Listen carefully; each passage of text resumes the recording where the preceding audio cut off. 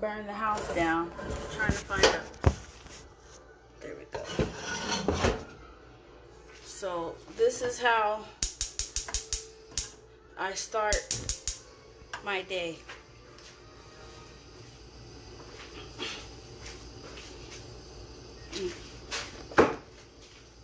Hold on.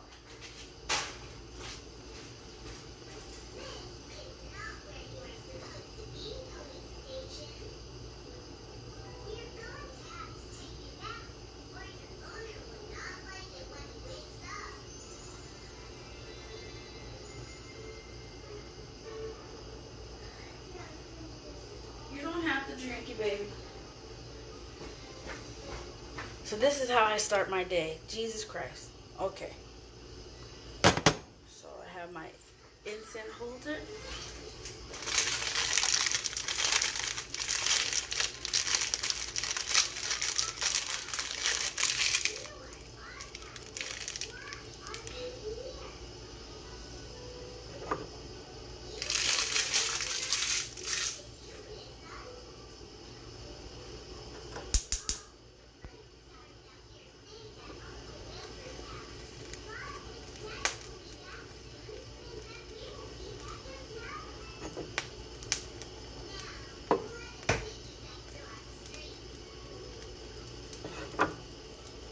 Burning the charcoal.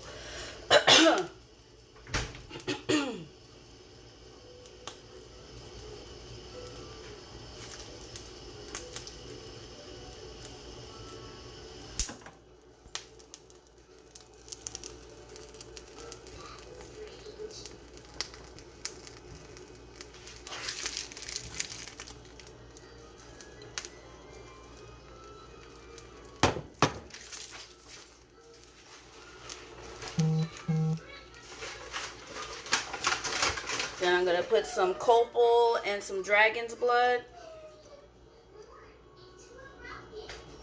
Hi, Desi.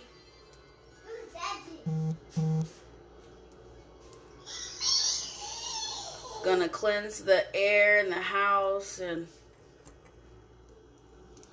incense is a wonderful, wonderful way to not just cover up weed, folks. Incense is a powerful, powerful thing that y'all just be willy-nilly smoking pot and using it. It is a tool. It is a spiritual tool. This one is on my, I found this at a thrift store. Isn't that nice? So I put the copal in there. And so then I like to grab certain things from my cupboard. Instead of getting herbs that are already dry, I'm going to, if I could get it, hold on. I'm going to use nutmeg. Nutmeg is good for money.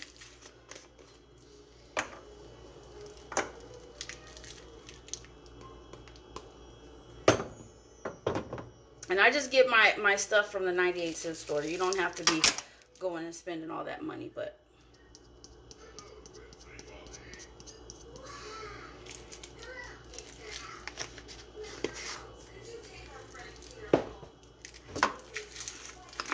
a little bit of thyme, because we all need it.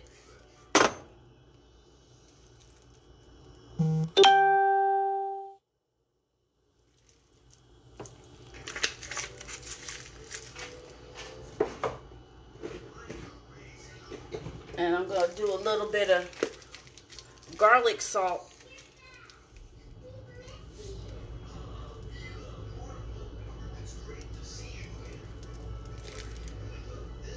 That one stinks, but it gets rid of all of the bad little juju stuff that y'all be going around just thinking that this is a joke.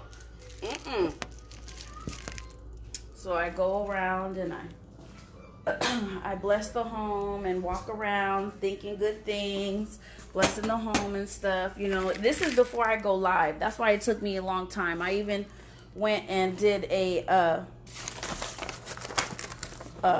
cleansing bath, but I'm not going to let the garlic stay on there because it stinks up the house. You have to put more copal on top of it, or whatever frankincense you have or whatever and stuff, you know.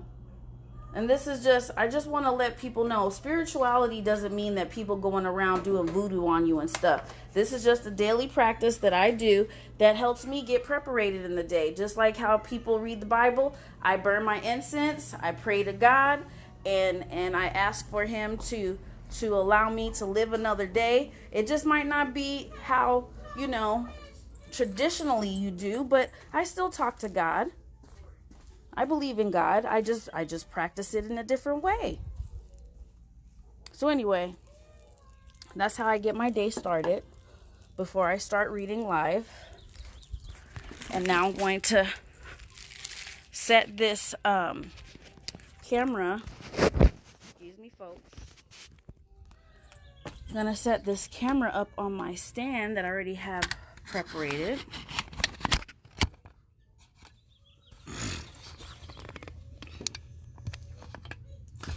And we're going to read some cards. I'm giving that, you know, the traditional, giving the incense. We don't do animals no more. It's kind of like how the Bible was in the olden times, I guess, you know, how we would give ourselves to God. I really feel that people go to church, but they really don't give themselves to God. They really don't. And spirituality really helped me realize that when I was going to church, I wasn't really spiritually intact. I was very judgmental. I was very shut off to the outside world, because if they didn't believe in what I believed in, then I couldn't talk to them. And that's not how God intended it. If Mary Magdalene washed his feet, he didn't kick her off the feet and say, "Ho, get away from me." He accepted it. He saw that she had love, and God is love and always will be love. And we forgot the fundamentals of church. That's why a lot of people don't go. That's the little tidbit for today. That's why a lot of people don't go to church, because an outsider can see all of the toxicity that lies within. Y'all don't see it because you're amongst it all the time. But for my experience, every time I would go to an outside church, it felt like going to another job. It didn't feel very opening. People were judgmental. They did not come with open arms, and it just felt weird. It's like, why would I want to partake in something that someone's judging me because I didn't have, you know, my Sunday best on, because I came as I was. You say you want me to come as I am, but as soon as we come in here and try to participate, you judge people. That's why you don't have a flock. That's why the flock is very dull and dim and bleak, because you judge people. You shouldn't judge people. Eventually that person will you know, assimilate into your culture, but you shouldn't judge as soon as you see someone. That's not a good thing. That's not a good thing. You don't know what that person was doing before, or how they got there. They could have been arguing with someone. We shouldn't judge people. And I feel that's why a lot of people don't go to church no more, because they don't feel the spirit of how church is. Community. It's supposed to be community. It's not your community, it's the world's community. And until we change the way that we focus on our spirituality, we're going to be lost. The way that we treat one another right now, it freaking sucks. It's scary out there. I do Uber, and it's like, man, in the 90s, yeah, we had our problems and stuff, but you got all these kids committing suicide. You have all of these people just being naysayers. There's no one that's really telling you what the real issues are.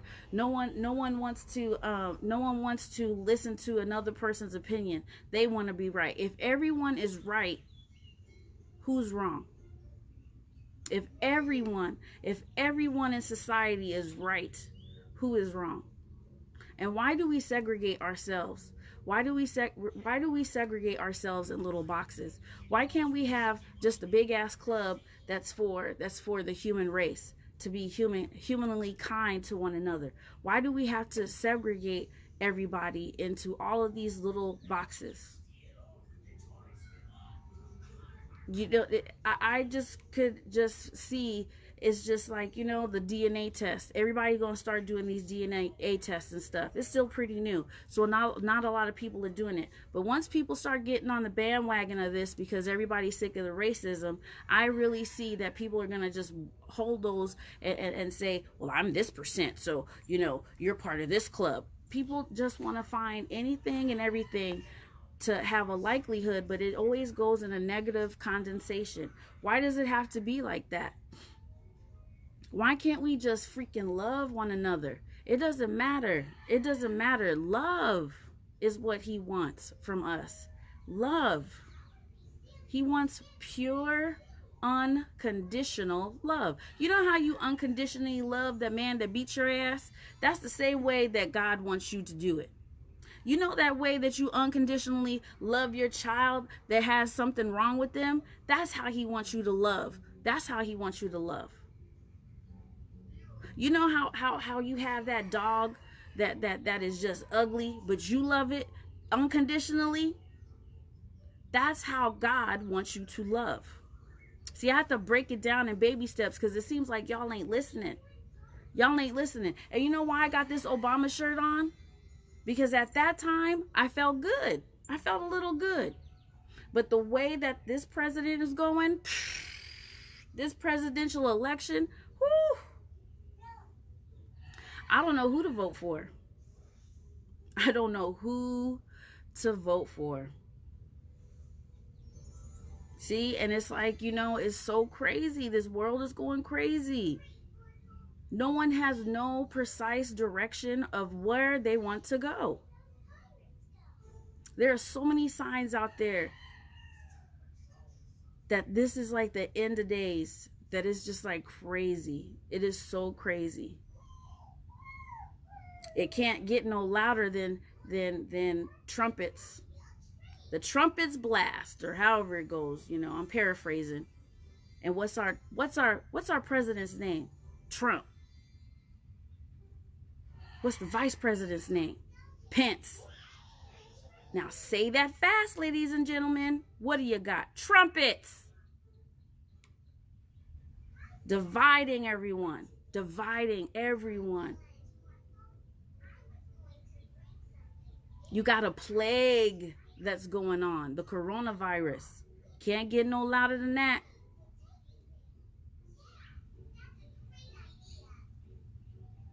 And some other subjects that are happening in this world. But, you know, I feel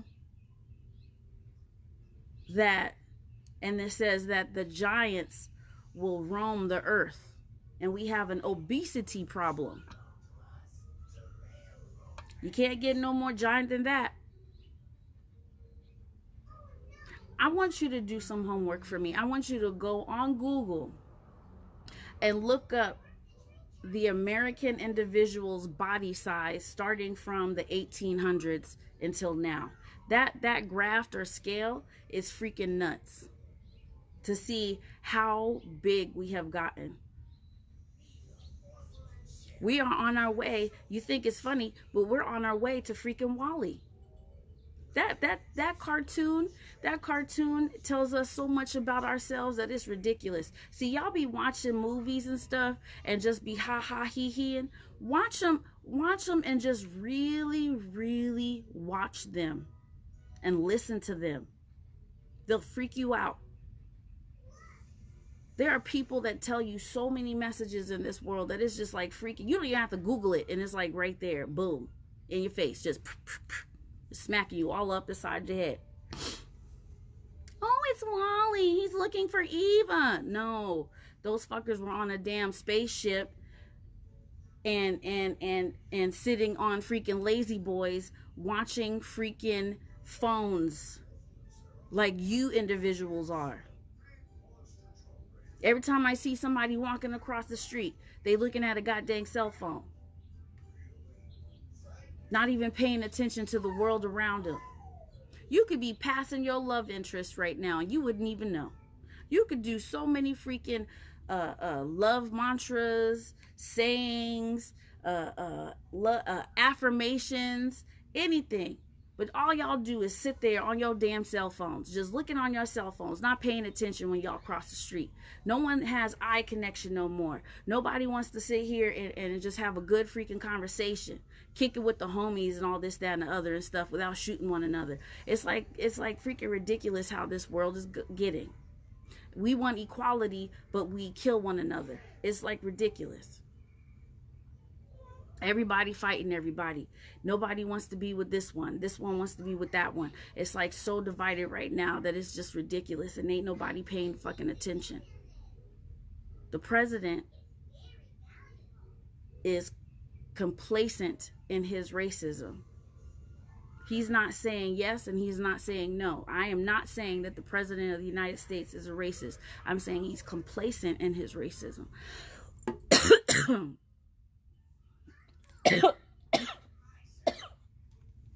That smoke got me because I'm speaking the truth. That president is complacent in his racism, and I'm kind of scared because now you have Bloomberg with the stop and frisk.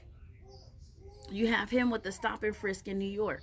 See, the thing is that it won't matter in California about the stop and frisk because it didn't happen here. So you'll have people that'll vote for him because it didn't happen in your state. But imagine this, another millionaire coming in to the world and creating another law because we allowed the first dum-dum to sit here and say certain things and just let this country just go disarray. And we allowed him to go through so much stuff. So you don't think another one's gonna come in and disrupt the system a little more too? And the next and the next and the next? If you have him that was the mayor or governor or whatever he was in New York, do a stop and frisk in all of the urban developments, what makes you think that he ain't gonna try to do that on a global freaking scale? What makes you think that he ain't gonna sit here and just like stop and frisk people? Slavery on a global level. Y'all ain't listening. Y'all are so transfixed on y'all personal circles, and you ain't connecting the dots. You're not Scully and Mulder on the X-Files picking up clues. You're not doing it.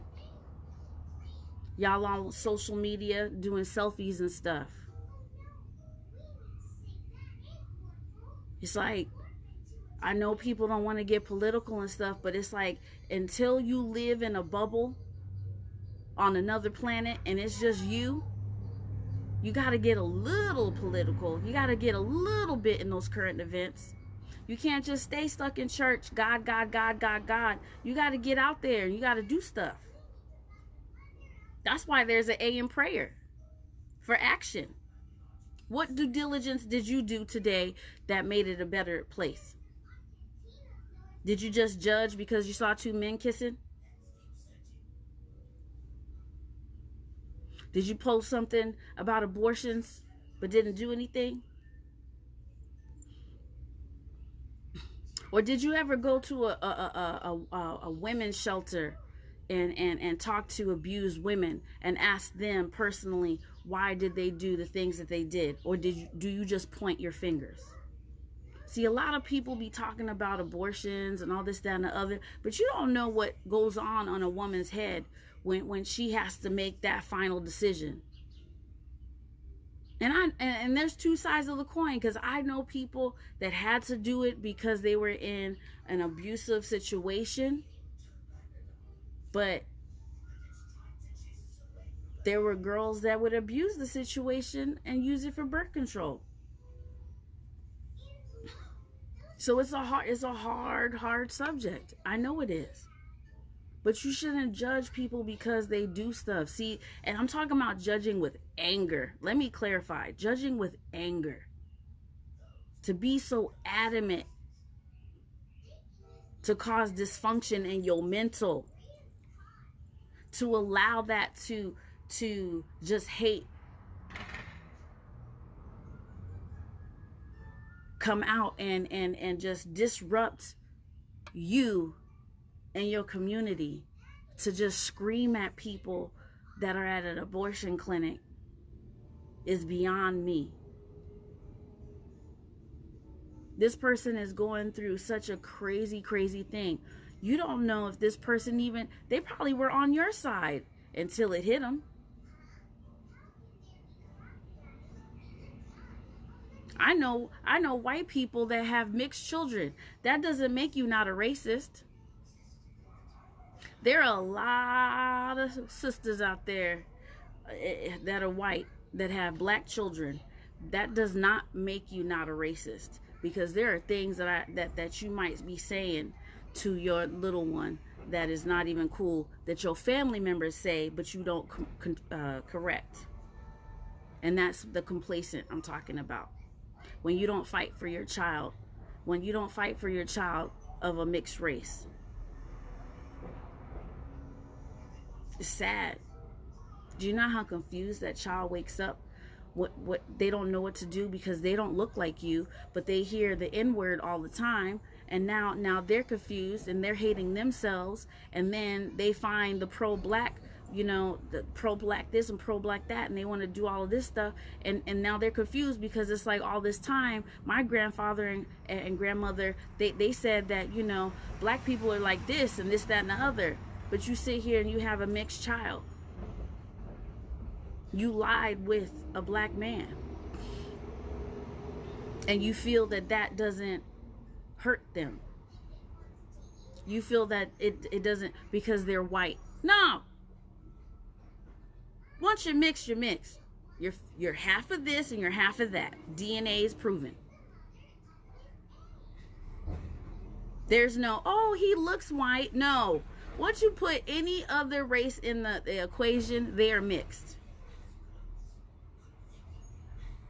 And if you're going to have a biracial relationship, it's like, embrace the other side. Don't dim the light on the other, because that's not right. It's not good, and it's not healthy, because it makes certain children very confused about themselves and wanting to lean to the other side. It's like, if they're a mixed child, teach them about both, and then let them decide how they feel. You know how they'll feel? Like a human being. That's how they'll feel. And that's stemming back from what I was talking about, how communities in churches, how they judge and how they are judgmental, how it leaks out, how people don't want to go. All of the stuff that I say, it connects the dots. It's all relevant. How you have a relationship with God affects how your community is. It affects how you talk to your neighbors. It affects how you gonna steal an Amazon box from somebody. Why don't you save the $10 that the person spent on the Amazon Prime and you get it yourself? Why you gotta steal for somebody else? With all this technology, why you gonna end up on neighborhood.com? Come on, man. It's not even cool no more to be a thief. A common thief. It's not even cool. It's bullshit. Nickeling and diming your life when you could be doing something else. The economy is so freaking high. I can't even imagine what a crackhead would have to give somebody nowadays to get a hit. Because the economy is just so fucked up. It's just so crazy how this world is. It's just, y'all ain't listening. Y'all ain't paying attention. Freaking trumpets. Trump. Pence. Trumpets. It says it in the Bible. It says it in Revelations. And we already have the plague with Corona. Your communities and churches, y'all need to come and start praying. Stop judging people. Just have a praying session. Get connected with y'all spirituality. It's good to read Bible verses and stuff. But what happened to just praying and touching and holding hands? What happened to that? What happened to just community? And why are all these schools kicking out black children because of their hair? We have been around for a long freaking time. Come on, man. How much more do you want us to assimilate into your culture? Our hair is different. Get over it. It comes in different shades, colors, and textures. Some are coarser than others. But why y'all kicking people out because we have different hair? It's like, oh, well, you know what? Timmy over there, he's really assimilated, but I just don't like that coarse hair. Let's kick him out. Come on, man. Y'all don't see the problem because it ain't affecting you, but it does. It affects everybody. It affects how black people they are in society.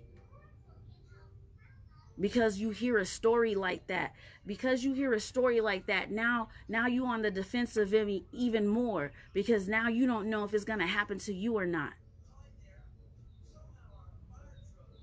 So now you are in life at a freaking Walmart. You don't know if you're going to get kicked out or not because of your baby's hair.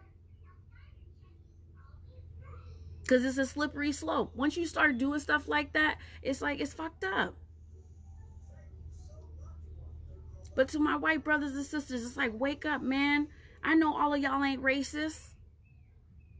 But stop being complacent in your racism. Speak up.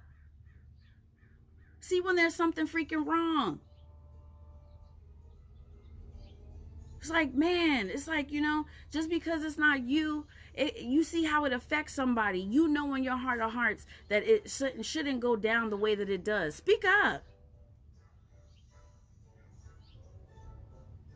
But I know that I understand it is very hard for some of y'all to not speak up, because y'all so used to, your president just saying stuff all out of his ass and shit, that it comes from the bottom. It comes from the top and then trickles down.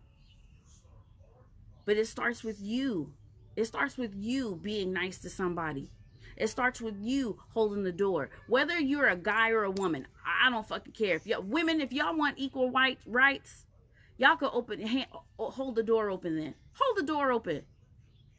Nobody fucking knows. They don't know if you're a feminist or not. No one knows. So then why don't you hold the door open? Just everybody be nice.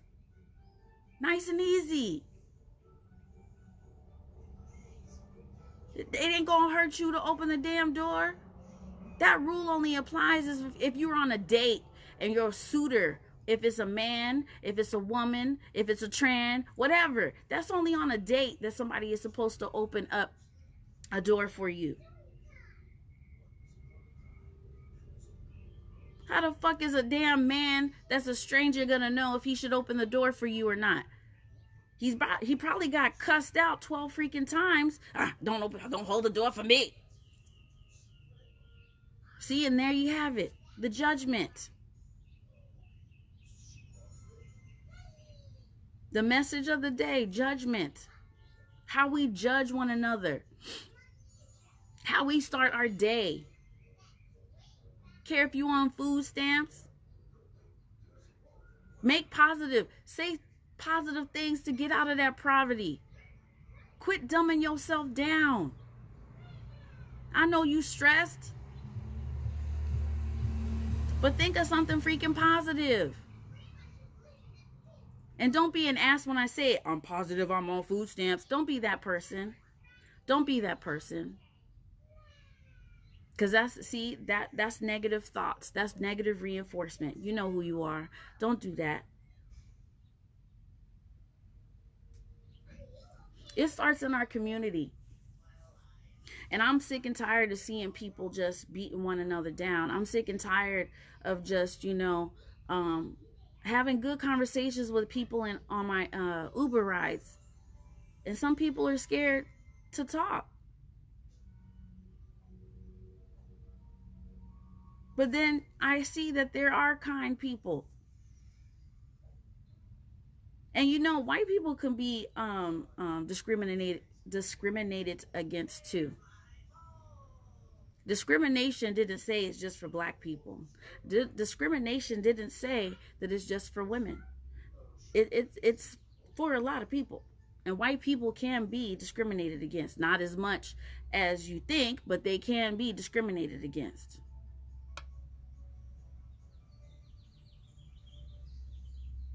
Because I heard a freaking story in my Uber the other day that I had to stop the car and look at the freaking passenger when he said that he was discriminated against. And he said that his brother-in-law was black. And he didn't say what the nationality was of the manager, but I don't know. But the white guy was like, you know, I was working at this company in a mechanic shop for like 10 years. And my brother-in-law just graduated or whatever, and we were hiring at the time. So he was black, and I helped him get a job. Well, the owner fell in love with the black dude. Now, the white guy was working there for 10 years. Black guy just started. Now, I don't know if the owner out of guilt or what. I have no idea. But the black guy got all these raises. I don't know how the white guy's worth ethic was. I'm just going by the story he's telling me. Okay? And he was like, I really felt discriminated against because I worked there 10 years and here it is, my brother-in-law. I love him and stuff, but it's like I shouldn't have to feel like I need to quit because I keep asking the owner for a raise and stuff. And since you love this guy so much, can I just get a bump up in pay? And I had to think about that for a minute. It's like, that's fucked up, because I would be mad if it happened to me, but I'm black. And it's like the working class white person, you know, the ones that we cool with, they go through the same freaking struggles we do, but we don't see it like that on social media. We don't see it like that on TV. There are white people that be having urban problems too, because birds of a feather flock together.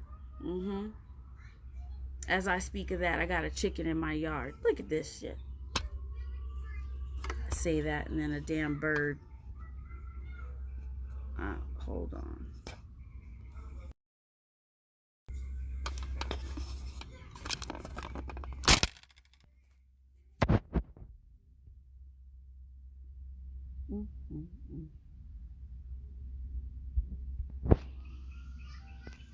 I don't know.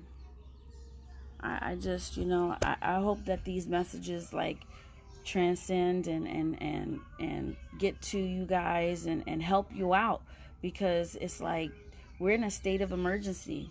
We need to get geared up spiritually. I don't care if you're Muslim. I don't care if you're Catholic. I don't care if you're a high priestess. I don't care what you are. You need to get geared up, because something is about to freaking happen.